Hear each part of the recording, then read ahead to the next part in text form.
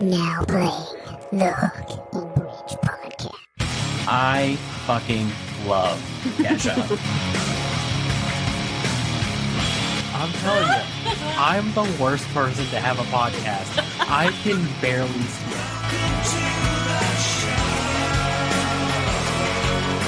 Oh my god, I love remix! What's up, everybody? Welcome back to the program. I am your host, Harley.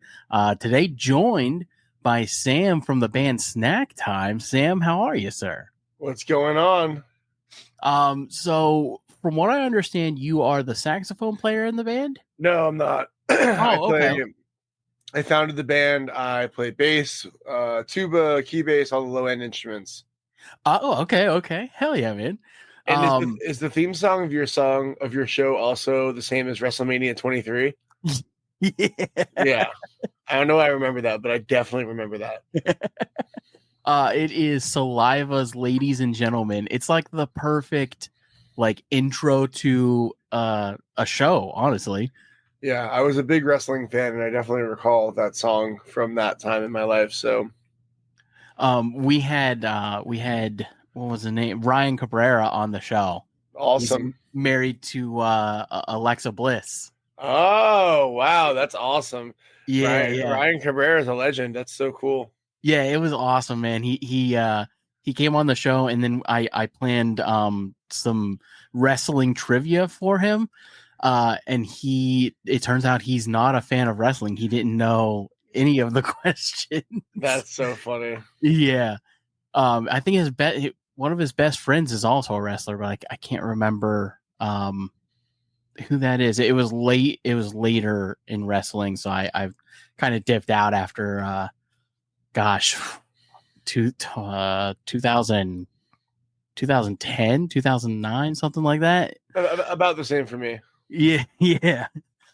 So you founded the band Snacktime. So you guys have a new single out called Sunshine. We're going to talk about that. I'm really in love with your band, man. I had never heard of you guys before. Your PR department sent a stellar review on you guys, and it prompted me to look into the band, and I'm hooked, man. You guys, the best way I can tell the audience, you guys are this combination of Earth, Wind, and Fire meets Bruno Mars, and it's perfect, man. So tell me, I don't ask this question often. I think it's a cliche, but I do ask it to bands that I'm intrigued by.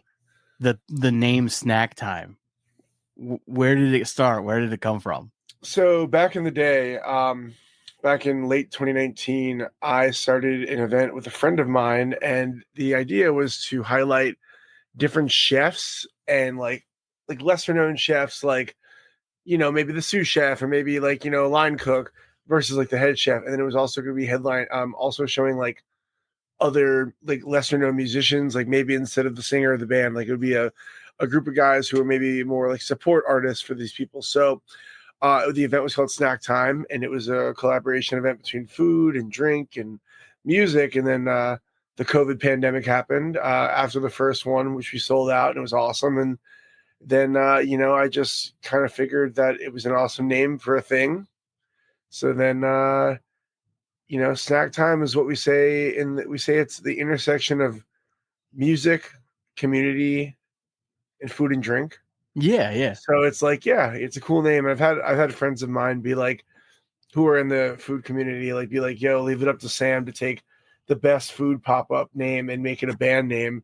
And I actually almost gave it to my friend. I'm glad I didn't. So speaking of snacks, I love how the first thing that popped up on your website was you guys eating pizza. Yeah. Where is that pizza from? Because it looks fucking phenomenal. That's a good question. It's from Lindustry. It's one of our favorite spots in New York. Lindustry is an awesome pizza place. There's one in Manhattan, one in Brooklyn, and it's a very, very good pizza place. Highly recommended. Yeah, it looks so good, man. So good. So are you guys Philly native? So the band is kind of mixed up. There's a couple guys who are from Philly, born and raised. Me and Ben, we are from South Florida. I've been here for 13 years though. One of the guys is from Camden, New Jersey, and the other one of the guys are from upstate New York. So it's a little bit of a mixed bag, but all East Coast, and we definitely all claim Philly now. I've been here for a long time, almost longer than any other place I've lived. So I'm Right. glad to be here. So as far as talking food, man, I didn't realize you were so into food. Oh yeah, So let's talk Philly steaks. So I literally just I had to go to the bank, so I went to this new pizza place called Di Vincinado's. I already ate it; it was really good. But yeah, I definitely love pizza and food. I live in Virginia. I'm an Ohio native, and there are just certain foods that in the eastern side of Ohio, towards like the Pittsburgh area, that you can't get anywhere else. And specifically like Philly cheesesteaks. So Pittsburgh has the Permane Brothers sandwich, right? Which is kind of an offshoot of a Philly steak. Listen, we are, so me and Ben are from Fort Lauderdale, and that's the only other place in the country I believe that has Permane Brothers, or it did at that point. Yeah. So the first Permane Brothers was opened in Pittsburgh. The second one, I believe, was opened up on Sunrise Boulevard, and we used to go there stoned out of our minds at like 4 a.m. So we're very familiar with Permane Brothers. So what do you think as far as the Philly steaks in Philly compared to like traveling further south? Because I can tell you there is not a decent Philly steak in Virginia, North Carolina, South Carolina. There's a couple of spots in Maryland, and then you get into Pennsylvania, there's great steak sandwiches, and then there's that eastern seaboard of Pennsylvania and Ohio where you mix in those Permane Brothers sandwiches with like a decent Philly. So what's your take on it? So I'll tell you what, I am like I said, a food lover, and I will say that I believe there are really good cheesesteaks and there are bad cheesesteaks. Like I've had the best cheesesteak, I believe. I've had a couple of the best ones, but I think your real signs of quality come from, how much they care about the product that they're serving. Mm-hmm. Are they making the bread, or are they just using whatever they can find? Are they using high end ribeye? Are they using whatever commodity? And like that's not to say you can't have a cheesesteak from the corner store that's amazing. I think a lot of it's also in preparation, how long it's fried for, how is the cheese emulsified with the meat. All that being said, I have about one cheesesteak a quarter, maybe, just to kind of get a heat check of what's going on in the city. I have my favorites, but I'm not really a cheesesteak head. I like them a lot, but Yeah. for the sanctity of my health, I try to not have them as much as I maybe want to. But yeah, we have some favorites. I love Angelo's is incredible. Yeah. There's a new game in town from this place called let me look it up so we can edit this together. But I can't think of it. Oh, give me 1 second. It's worth the shout out.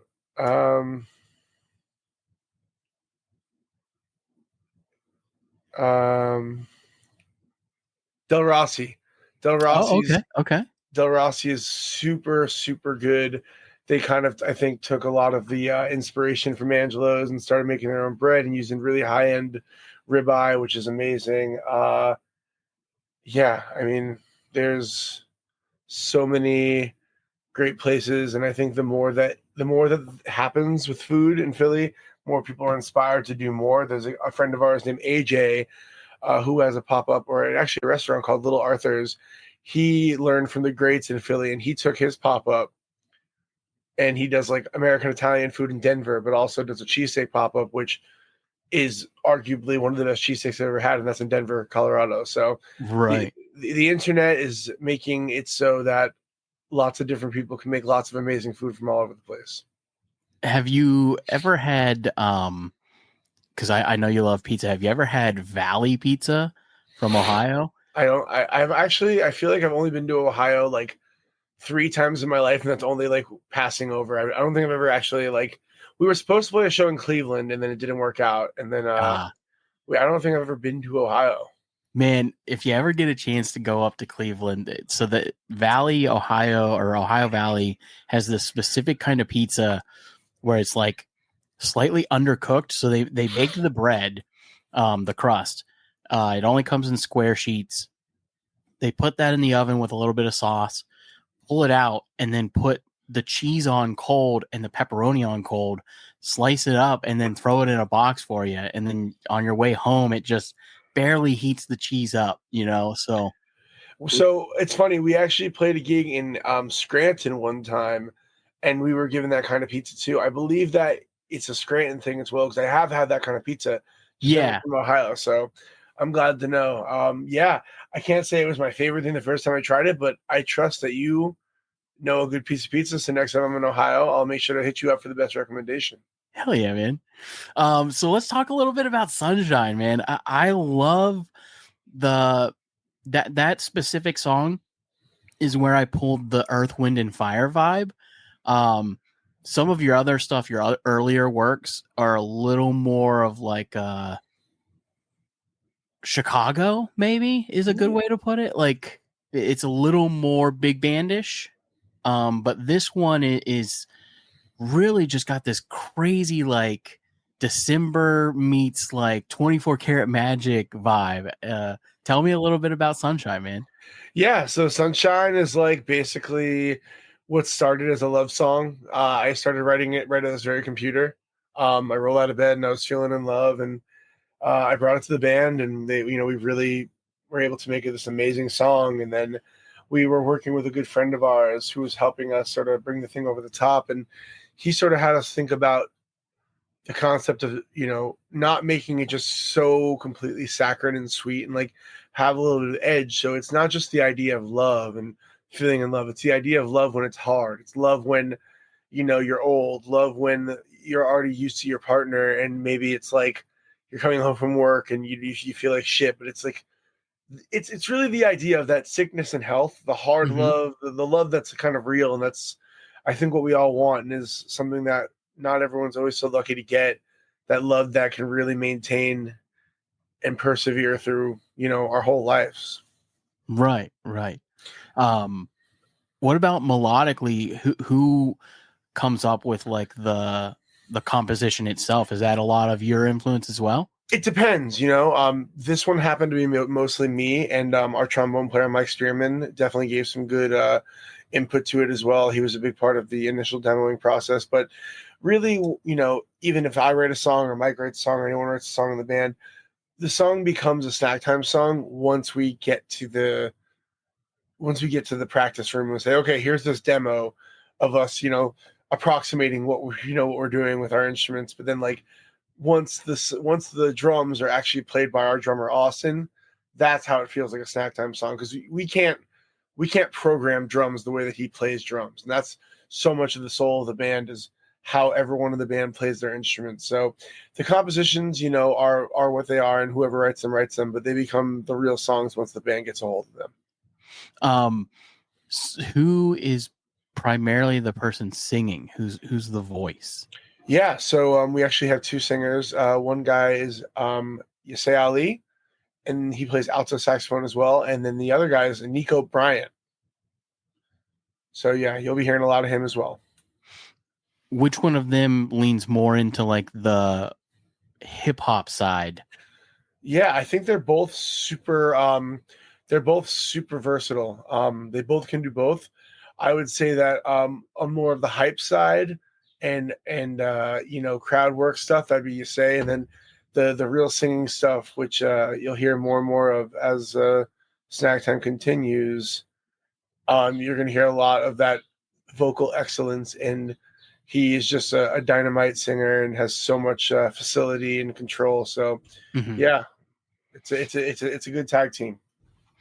How about the touring schedule, right? You guys are on some of the most incredible festivals this year. Yeah. Specifically getting to tour with Portugal the Man, was that last year? That was last year. What was that experience like? I mean, that's got to be mind-blowing, right? It was unbelievable. I mean, you can't put into words how incredible that is.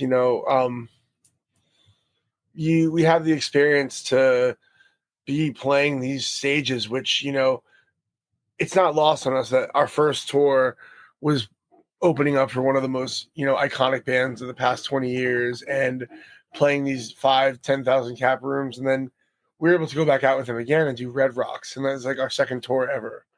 So it's like on our second tour to like go and play Red Rocks and not just open Red Rocks, but to be a part of their show is like incredible. It's an experience that we'll never forget, and we'll never stop thanking them, because it's such an amazing experience and has given us so many goals to want to achieve. Right. Speaking of Red Rocks, so would you say that's like the most legendary venue from that tour that you got to play in? Yeah, I mean, that's definitely, we played lots of amazing amphitheaters. I think just in terms of the iconicness of Red Rocks, that was definitely the most legendary. It's up there with like the Gorge or, any one of those. Right. So we were super grateful, and, now we're just kind of raring to get back there and hopefully, one day do our own headlining set there. So that's the goal. Was the band Portugal, the man, was the whole band like super welcoming and kind of brought you in under their wing and kind of just really pushed you guys to the audience? I mean, the thing with Portugal the Man is like, and I think in this way we're spoiled, because I'd be hard pressed to believe it's going to be like this every time. But the minute we got there, it was family. We were lucky because like every night on that first tour, Snacktime would open. We'd run back and do merch, and then the band would go back on stage and play their entire Portugal the Man set with them, supplementing with the horns and percussion and extra guitar work and some extra vocals. That we were up there playing the show with Portugal. So we got this really close bond very quickly. And then on the second tour, we kind of interspliced both sets. So it'd be like Snacktime would play a couple songs, Portugal would play a couple songs, Snacktime would play a couple songs. And I think that's one thing about that band and John, that he is so into propping other people up as a part of his show. And honestly, there's no reason for him. He doesn't have to do it. He just loves to do that. So we are so, it feels like family. I was just up in Portland hanging out with all those guys and, just chilling. And it's we love them all so much. That's awesome, man. That's so cool. Yeah. So as far as like the touring schedule this year and getting to be on these jazz festivals and things like that, what is something that you as a band are looking forward to as far as like a specific show? Is there any specific show this year that you guys are like, we can't wait to get here? They all, for different reasons, we're all so excited. Like we have Roots Picnic coming up in a couple days, and that's going to be, that's huge for all of us, but especially a bunch of the guys who are born and raised Philly, to be able to play in front of a big group of, their city is huge. Right. We've had our headlining gigs and we've sold out shows down here ourselves, but to be able to, be on this festival bill in their city is going to be really special. We're excited for everything, man. We're going to Canada for the first time. We're hitting Ottawa. We're going to be playing Montreal Jazz Fest, which was a huge goal of mine personally to hit. And Montreal is one of my favorite places in the world. Talk about food and drink. Yeah. I mean, it's just like the best place. And so we're going to have a couple of days off, and that's going to be amazing. And then, we have a bunch of other stuff, but we're going to finish towards the end of our summer festival season. We're playing Newport Folk Festival. Like, that's huge. Like, there's, it's kind of like maybe A and one or A and B, of A and B of most legendary, iconic music festivals of all time. And we're in there. And to be playing things like Roots Picnic and Montreal Jazz Fest and Newport Folk shows that a lot of different people believe in us, and that means the world. Yeah, it's interesting. Like, I think you guys have a very unique, specific sound, but it's been really cool to kind of see that no one has pigeonholed you into a specific genre. You're getting to play like a large variety of shows. And do you think that has anything to do with the direction of the band, or is that something that you guys are pushing for? So the way the band started was we were in the streets playing during the pandemic. we were playing cover music, and basically it was always just, it wasn't really about a genre. It was about, hey, there's a group of 100 people outside, let's keep them here. So Yeah. we see a group of people dancing to one kind of music, we keep following that. We keep following that. So we've always been with this band what we call people centric. Like we are here to make the crowd work with us. So we have the ability to hit lots of different people and demographics because of the fact that we have such a wide breadth of knowledge in so many genres. But ultimately, our rocks really are those funk soul rock icons, your D'Angelo's, your Prince's, your Sly and the Family Stone. You said Earth, Wind and Fire, but we have that. But then we're also very much inspired by like hardcore music and hip hop, and so it kind of comes across the board. But we are here just to give people 45 minutes to an hour of just a good fucking time. Yeah. So as far as that good fucking time goes, what's the stage presence look like? Like, is there anything that you guys do that kind of separates you on stage? We are a big squad of dudes. We're 8 dudes on stage, just like going pretty crazy. We all have really cool, unique looks. I think we're trying to incorporate a little bit more, maybe some choreography, but we're just all over the place, man. It's electric. The front line is all over the place. I'm back there with a bass or a key bass or a tuba sometimes, and Right. I'm bouncing around.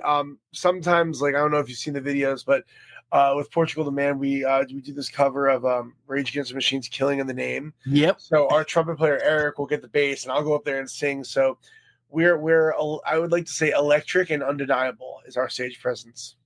Is that a cover that we'll get to see carry on your guys' personal tour that you're on now?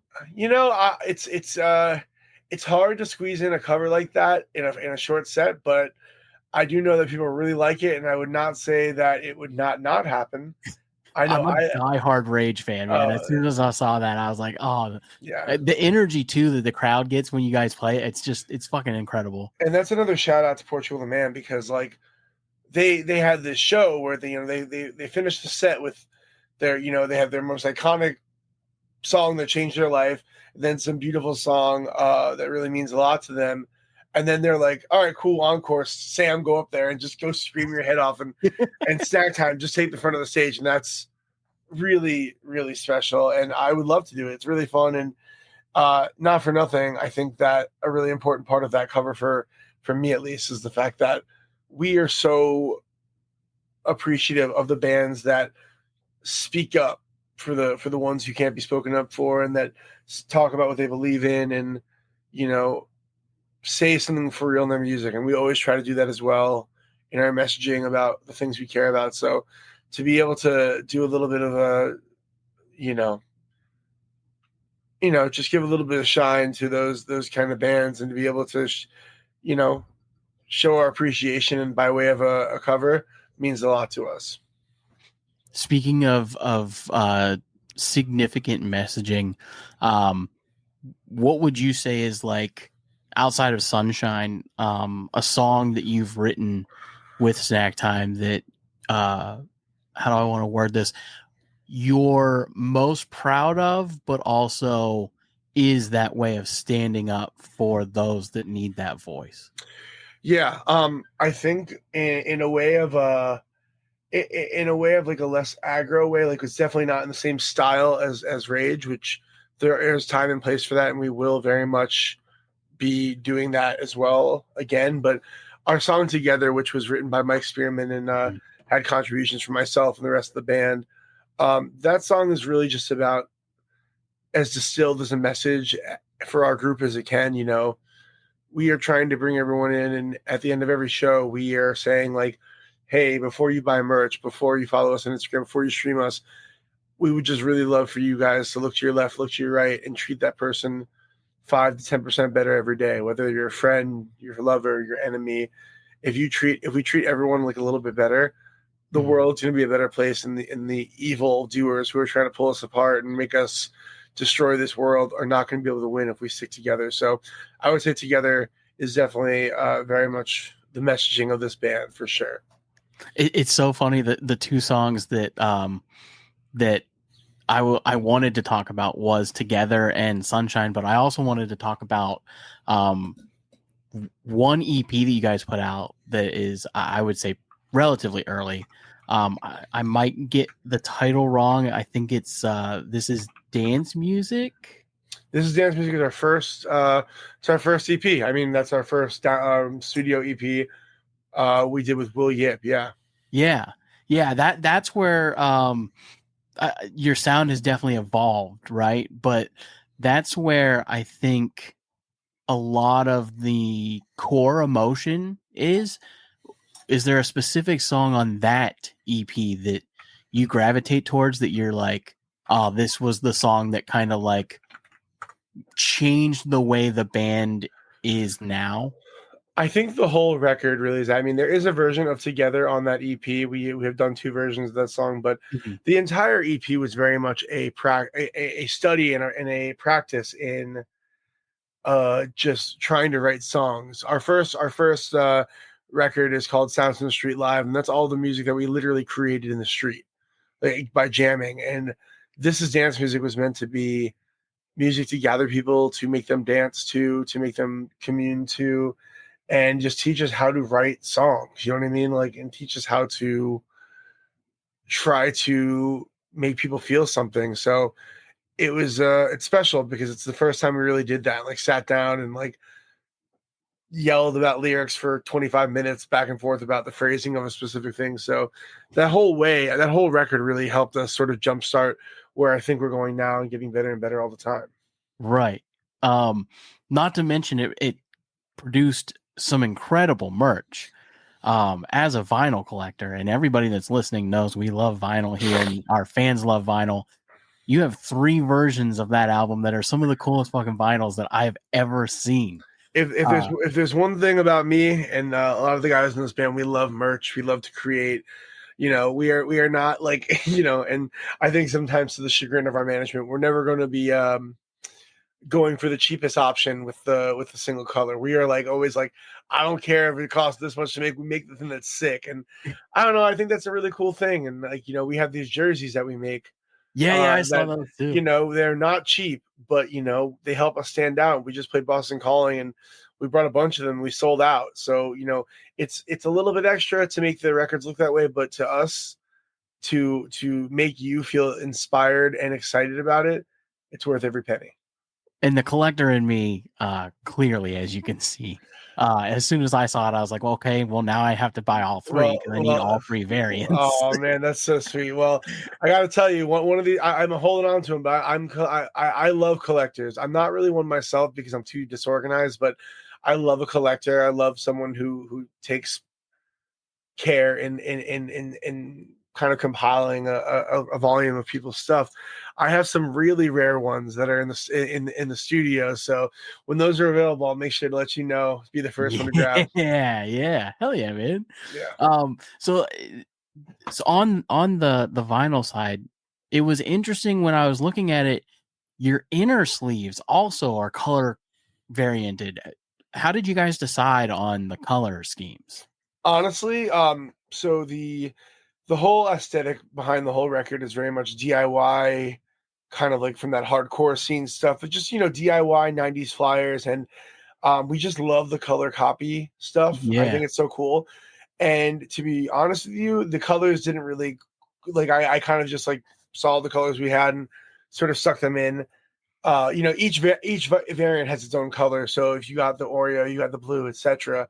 But yeah, I just think they're really beautiful colors, and you know, we stuck them in with what we had. Yeah.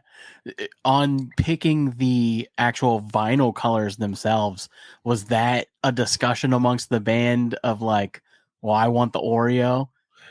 So in terms of their own personal copy? No, just, well, yeah. So let's say their personal copy, but also just like deciding like we're doing 3 of these.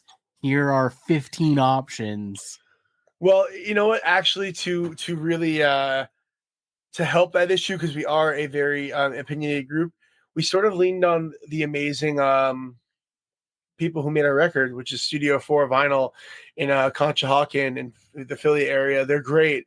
and we were sort of just able to, between the band, like kind of come up with some cool ideas and some colorways, but we didn't get too micro on it. We kind of wanted to let them cook. So, I knew we wanted one that was more neutral. We wanted one that was more kind of splashy and colory. And then we wanted one that was kind of weird. So you have the Frost variant, which was very much out of the mind of theirs. And that I called it Frost because it reminds me of that Gatorade flavor. Yeah, the blue. Yeah. Then the Oreo was our neutral variant, which is on that clear vinyl mixed with the white and the black. And, Oreo seemed like a perfect name. But the last one was very much from the whole band. And what we did was we took the old colors. We used to rock with like a really bright pink and bright green neon, and that was the initial colors of the band. And we've sort of gone away from that a little bit. But in the Snacktime swirl variant, you have the old colorway of our old stuff. So that was kind of a fun little Easter egg. Hell yeah, man. So you're the primary lyricist. Is there anything we can look forward to as far as moving past Sunshine into something a little more heavy, lyrically coming up? Yeah, I mean that's sort of the goal. And we all really do work together. Like, four of us I'll be driving the van and we'll be going for hours just discussing the ups and downs of, like, even if the song starts with like a bright swath from one person, once everyone kind of gets their nails into there, it's like everyone gets a chance. But yeah, we're always trying to be a little bit heavier. We have songs in the cut that are very deep, and I think we're just trying to it's sort of the challenging part of being a band is like there's lots of things that we could say, but it's like, what's the first thing that you say?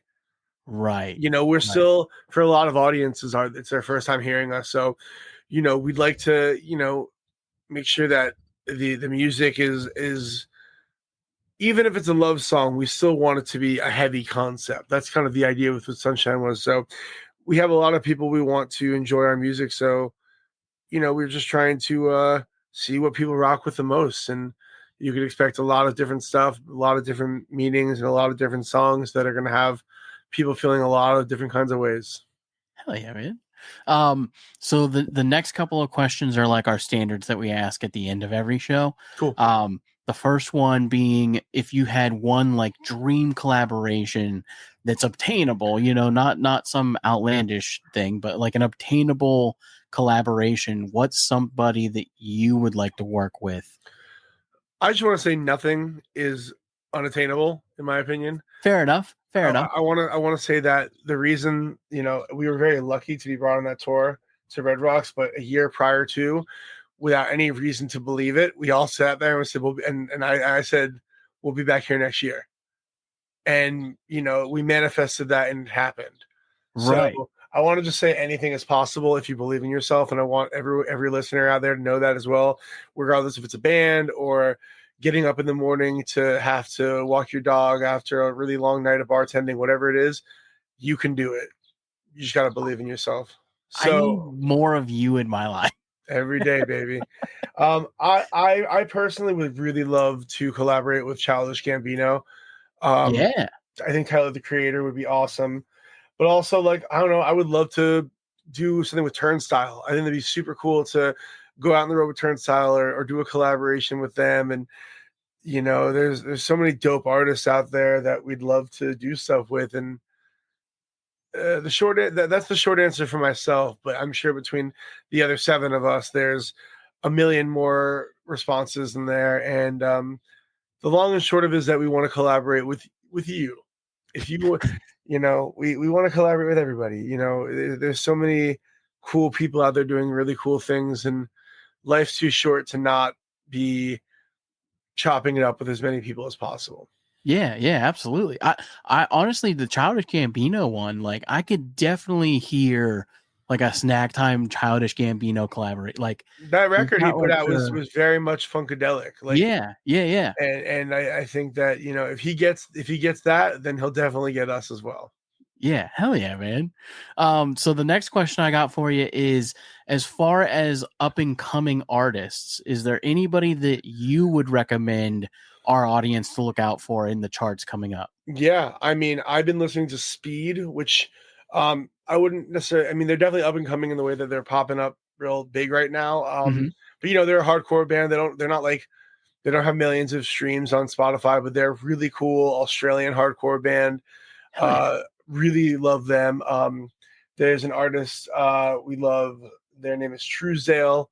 We were able to do a little bit of stuff with them, and Truesdale is this group of three girls, and they sing beautiful harmonies, sort of like poppy, folky country. It's really cool. We love them. Also, what's another one? We love Quinn Christopherson, who we were lucky enough to be on the road with Portugal with. He was, sorry, if you could edit this. Quinn Christopherson, they were also on the road with Portugal the Man, and they were also featured at the same time. So they would come up and do a song or two, and they have one of the most powerful voices I've heard. Like, I'd see the same set for 2 weeks straight, but I'd always be sure to be side stage to see them sing because they are an unbelievable singer. And yeah, there's so much good stuff, man. It's hard to kind of track sometimes, but we're grateful to be a part of the conversation and along the journey with these bands that are putting their hearts and souls into making this work. Yeah. That's exactly why we asked that question, because it's nice to see who the other people in the industry are looking at and give them that moment to kind of shine as well. It's nice to keep that dialogue open and give some of these people some new eyes. So that's awesome, man. Yeah. So the last question we always ask is, when writing music, because this is the Hook and Bridge podcast, when you're writing a song, what is more important or more valuable for you in your process, writing the hook or the bridge in a composition? It's funny you say that. The way we write is like, we'll have a demo and send it out. And one of the guys in the band, Mike, who's also very much a primary writer for the band, he always says I write hooks, or he says I write bridges that sound like hooks and hooks that sound like bridges. So maybe I don't have the answer, but to me, where I'm at now is I think that if you can catch somebody in the first 4 seconds in your hook, they'll listen to the whole thing. I mean, Yeah. I used to be very much bogged down with the meaning and the messaging, and I still am, but I really just want to write that hook that it makes people's hair stand up. They feel it in their back and they get chills when they hear it, because like I know that feeling of like going to see your favorite band play and then you hear your favorite song and you get little goosebumps. And I think that's such a cool thing. So if I can create an iconic hook that would last the test of time, or if this band can create a hook that would last the test of time, I think the job would be mission complete. Hell yeah, man. Would feel good. So that's the interview side of the show. You ready to get into some trivia? Let's do it. I hope I don't lose. I'm really competitive. So I really hope I do well. How are you with 1990s music trivia? Let's try it. All right. So these questions come from a record store that we always go to. We always talk about on the show. It's called Bohemian Amigos. If you ever need anything, they ship direct to your house across the nation. I think they might even do global at this point, but we got to send some Snacktime records to there. You really should, man. I mean, the story is right up the road from my house, and feel free to connect us for real. Absolutely. I'll shoot the info over to you right after this. Yeah. All right. So first question is going to be, and these all are multiple choice, so you'll get 4 options. Which band released the album Different Class in 1995? A, Radiohead. B, Smash Mouth. C, Pulp. D, Belle and Sebastian.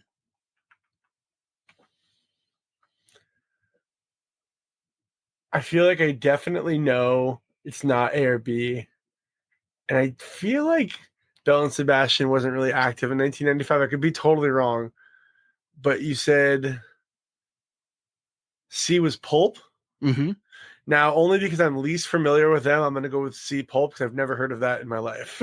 You nailed it, man. C Pulp. Okay, that good old that's how they teach you to take the primary testing, right? I'll be honest with you. You're off to a great start. The last time I did this, when I was by myself, she was an awesome guest, but we had a girl named Lauren Presley on the show, and we did 15 questions straight, and she got all of them wrong. Okay, So you're off to a great start. All right, now I'm gonna get 14 wrong. All right, question number 2. We've got, which band was originally called Girls Time? A, Everything But the Girl. B, TLC.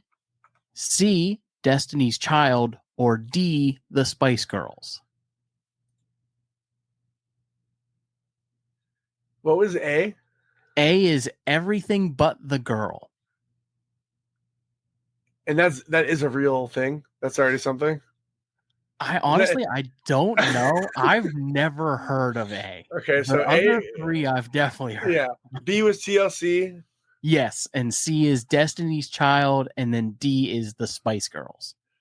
Okay, so I feel like it would be weird for them to go, like, they wouldn't go from another band with the word girl in it to another band with the word girl in it, right? That seems silly. I agree. That seems silly. So it doesn't sound like Spice Girls to me. And then TLC or Destiny's Child, because I think A is not even a real thing. I agree. I've never heard of that. Girls Time. And if it matters, time is spelled TYME, like the spice. Okay. I'm gonna go with Destiny's Child. Damn, it is C, Destiny's right? Child. Yeah. That's crazy. No, and I'm not taking any joy in this because I don't I can use my deductive reasoning. The second question was a guess, so good name change though. I think Destiny's Child's a better name. I just think it's interesting that it was originally time like the spice. I wonder if the Spice Girls influenced them changing the name. Oh, that's interesting. That's that's good. Yeah. All right. So, question number 3. We're 2 for 2, man. Whose third studio album was titled Jagged Little Pill? This one's Morissette. Alanis Morissette. Alanis Morissette didn't even have to ask the 30 questions. Oh, yeah. Alanis Morissette. There we go. Yeah, my girlfriend would have been mad at me if I didn't get that.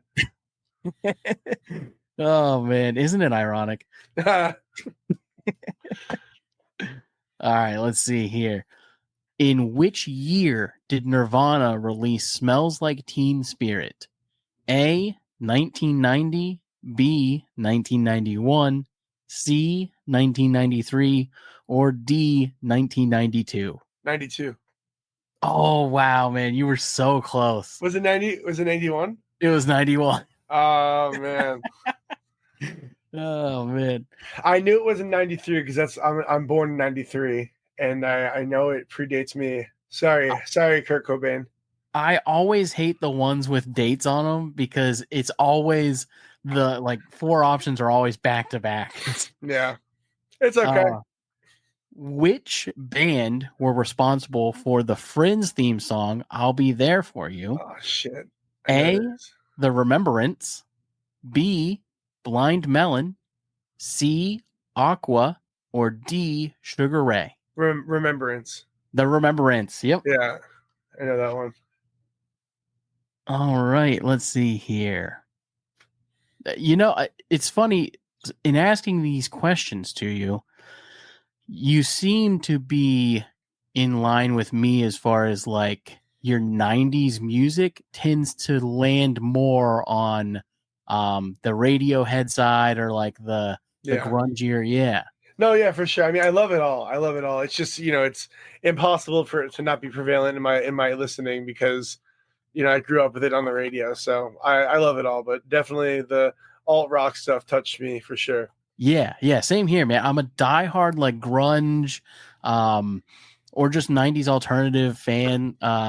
especially like I'm really interested in Incubus and like how Incubus Yeah. went from like a serious metal band to a much softer alternative band. Yeah. All right. What was the name of Oasis's debut album? A, Standing on the Shoulders of Giants. B, Definitely Maybe. C, Be Here Now. Or D, What's the Story, Morning Glory? Oh man. That's crazy. Two of these are for sure Oasis albums. No, I know. I know it's right. It's sticking in my brain as is already like not for any reason because I'm not a big Oasis fan. I think it's A. Oh, it's No? not. Is it Morning Glory?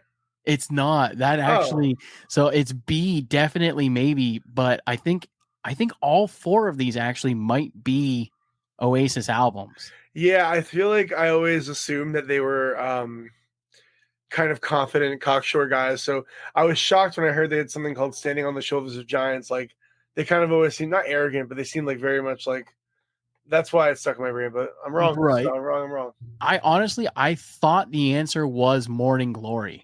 Yeah, I know that album cover is yeah, ingrained in my brain. So yeah, and that's the one with Wonderwall in it, right? yeah, with Wonderwall and Champagne Supernova and Yeah, pretty much all of their like hits. yeah. All right. What was the stage name of Andre Rommel Young? A, Ice Cube. B, Dr. Dre.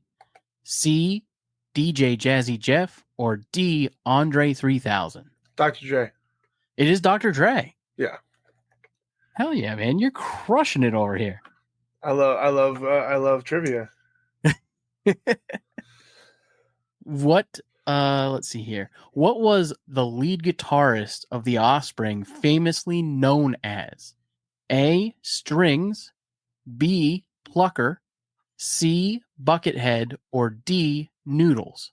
Noodles. Noodles. I Yeah. just saw them a couple years ago, man. Yeah. Incredible performance. Yeah. All right. Let's do three more. You're crushing this. This is Cool. crazy. All right. The album Park Life by Blur was released in which year? A, 1994, B, 97, C, 96, or D, 99? All right. So I listened to a podcast on like the second it was like the Oasis versus Blur record thing, and I think that was the album. It was that album. And I'm gonna totally guess the year. I'm gonna say 94 because I think it's 94. You crushed it, man. 94. Okay. Great. And I just those years are just like so like I don't know, man, but I'm glad I got it. That's cool. It's crazy too. The one guy from Blur is the Gorillas. Yeah, Damon Albarn. Yeah. That's wild. Actually, man. I gotta say, I do love Blur and I love Gorillaz. I saw a video of them being really mean to Nardwuar in the early '90s. Yeah. It made me. I was like, that's fucking whack, but you know, it's okay. There was somebody else. I saw a video that somebody else was extremely mean to Nardwuar. That it ended up issuing apologies, I believe, like later in life. Yeah, I think Kid Cudi had a relatively contentious one, but you know. Yeah, dude, he's so good at what he does. Yeah. I don't know how he does it, man. I've done this show we're coming up on 4 years, and I do as much research as I can, but I don't know where he gets his information from. It's wild. Yeah. Which Spice Girls video saw the group appear as animated fairies? A, Viva Forever. B, Say You'll Be There. C, Mama. Or D, Wannabe.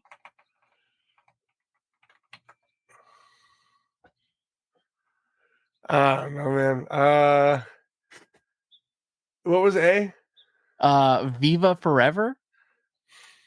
And what was C? Mama. I'm gonna go with Viva Forever because I know 2 of those songs and they don't seem like they'd be. Is that right? Yeah, it is Viva Forever, man. Listen, I've gotten like so lucky on 3 of these, so I feel like I can't even claim being successful, but whatever. Like, I just figured it couldn't. I knew it wasn't one of these. I know I've seen that record, and I would have remembered that.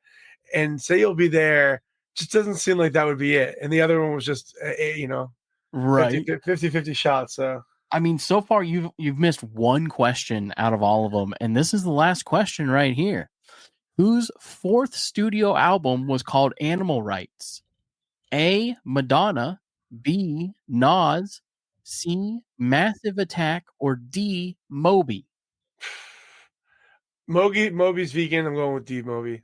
It is Moby. All right, okay. But it's only because I know he's vegan. I've listened to like 3 Moby songs in my life. Let's tally it up, man. Let's see. 1, 2, 3, 4, 5, 6, 7, 8, 9, 10. 10 correct, sir. I'll go head to head with any of you band motherfuckers. No, I'm just shipping. Oh, hell yeah, man. Again, everybody, the band is called Snacktime. The single is Sunshine. Sam, thank you so much for coming on the show, man. Are there any dates or anything you want to promote while we're here? We This have will come out next Monday. Follow us on Instagram. You can catch everything we're up to. We're gonna be in doing a little bit of this Eastern tour with Fits in the Tantrums, doing a little bit of the Northeast. Check out our website, snacktimephilly.com, for all of our tour dates. Stream our music, follow us on Instagram, say what's up, and we'll be around, baby. So just keep up with us, all right? Hell yeah, man. I'm hopping off here and I'm following everything right now. Sounds good, man. And I already ordered. Oh, go ahead. You let me know when the trivia gauntlet's going down. I'm in. And I already ordered my 3 copies of your vinyl. So those will be coming my way here soon, I'm sure. Thank you so much, bro. I'm glad you like it. Dude, I love your band. I can't wait to see you guys. Gonna catch you a handful of times this year. So amazing, brother. Yeah, it's gonna be awesome, man. I can't wait. All right. Thank you so much for being on the show, man. Later, bud. Later, man.